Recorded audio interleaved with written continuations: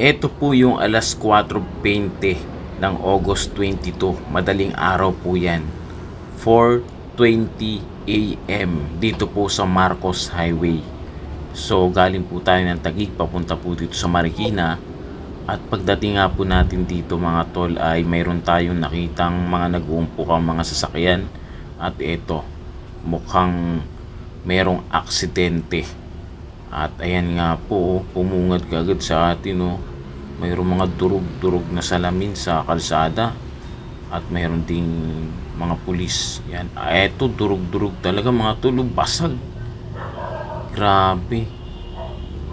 Talagang mukhang bumangga siya dun sa poste dahil pati yung mga damo nagalugad dun sa sasakyan. Ayan, grabe. At agad po talaga akong naano dyan na syempre naawa.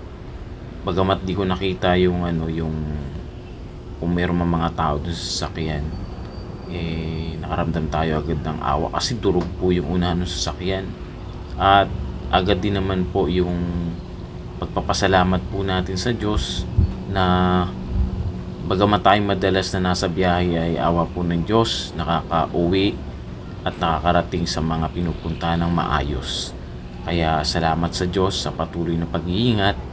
Sana tayo po ay palaging dumaing, humingi ng awa at gabay pag tayo po ay aalis, at sa anumang bagay na ating pong gagawin ay tagubilin natin si Diyos.